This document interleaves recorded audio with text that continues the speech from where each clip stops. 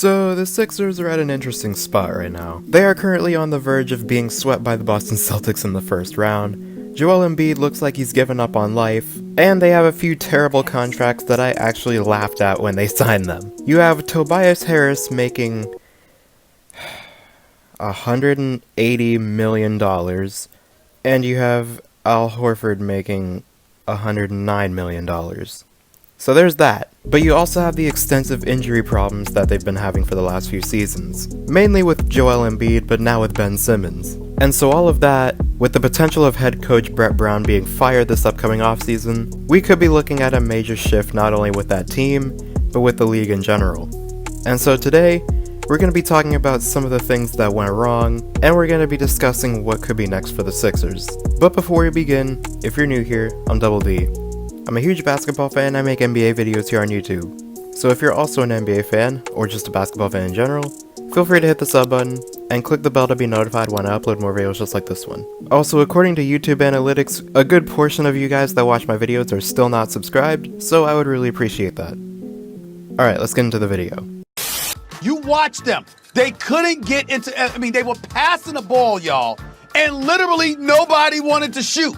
And when they were forced to shoot, they would shoot off-balance, fadeaway shots. Just watch the game. Joel Embiid had absolutely no help whatsoever. The Shake Milton experiment, that hasn't worked out. The Thibault experiment, that hasn't worked out. Al Horford's not working out. Tobias Harris and $180 million. They were supposed to be ready for this. They ain't ready. And so it just looks so bad right now.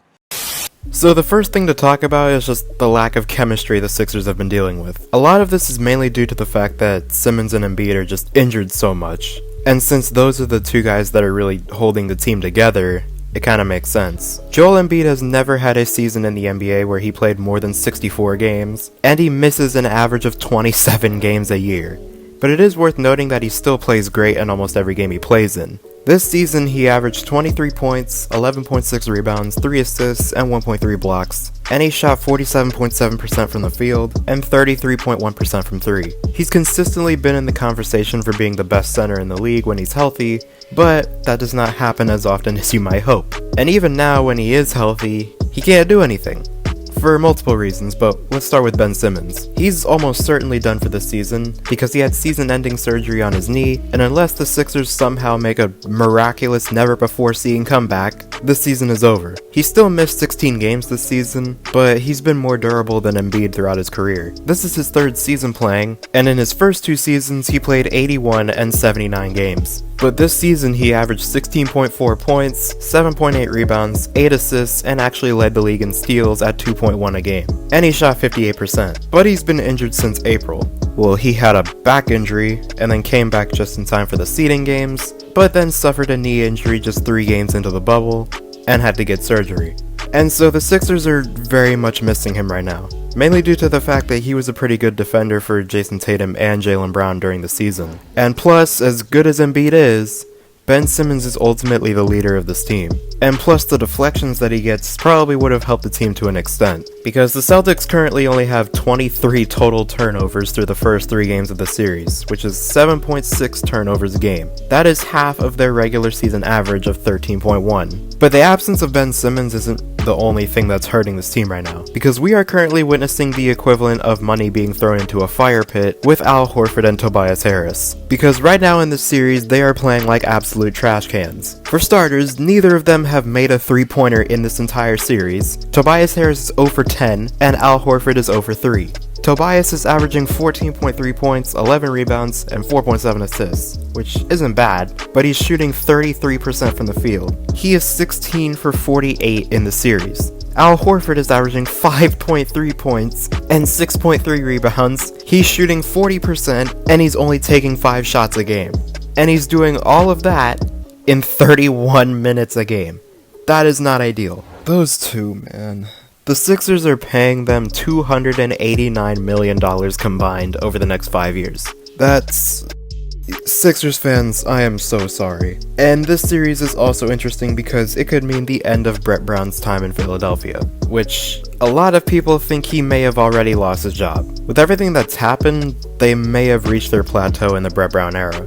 Even with Ben Simmons healthy, the Sixers won 35 out of the 57 games that he played. And while he has been their leader and he's been the one making the offense happen, which is pretty clear in this series, the coach is gonna take the heat most of the time. And I'm actually friends with a couple of Sixer fans, and they say that they hate his guts.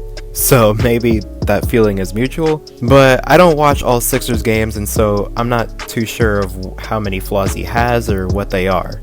But I do know that he probably doesn't fit that team anymore. Given that he specializes mainly in player development, which, I mean, they don't necessarily need that anymore. And so it would make a lot of sense if they do decide to get rid of him for someone else. But more rumors that are now coming out is the Sixers may end up breaking up the duo of Simmons and Embiid. And there might be some scenarios that make sense for them, but it is worth noting that these might not happen this offseason. Mainly because they may want to get rid of Brett Brown first, and then try again for one last season before they decide if those two can coexist. But let's get to some possible scenarios. The third pick will be made by the Charlotte Hornets. Oh my god, bro.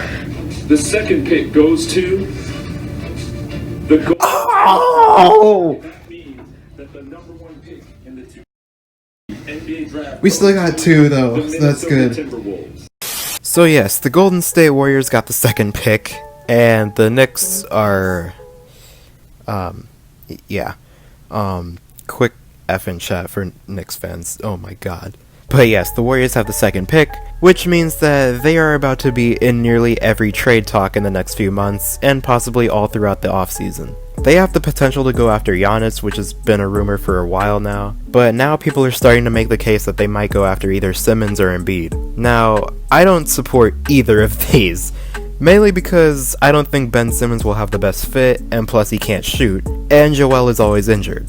And so both of them come with a lot of risks that I'm not sure that Bob Myers will want to make. And so I think that the Warriors are going to be out of this, because they might want to just rather take their chances drafting someone like James Wiseman with that second pick. And so who else? Well, if the Sixers want to keep Embiid and trade Simmons, then New Orleans might be pretty high on their list. Because while they do have a lot of young talent, it's becoming clear that the duo of Brandon Ingram and Zion Williamson may not be what they need right now. They didn't perform to their full potential while they were on the court together, but Zion only played a handful of games the whole season, so I'd probably give it at least one more season before they decide if they want to keep them together or not. But if it doesn't end up working out, then they could make a deal with Philly. This deal would send Brandon Ingram, Frank Jackson, and a 2021 first round pick to Philly in return for Ben Simmons.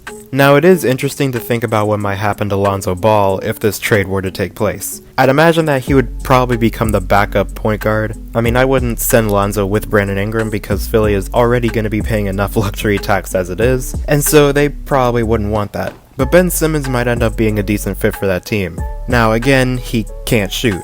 And so it would be interesting to see how that would work with Zion, who can shoot a little bit, but he just isn't reliable.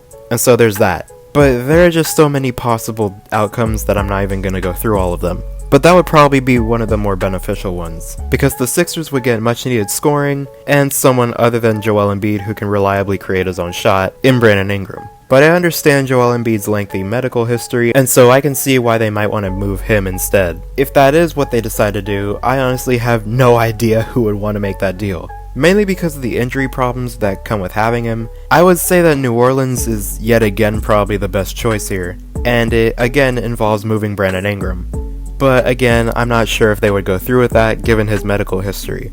But I feel that if they fail again next season, we very well could be seeing the end of that duo. But we'll only know for sure once we get there.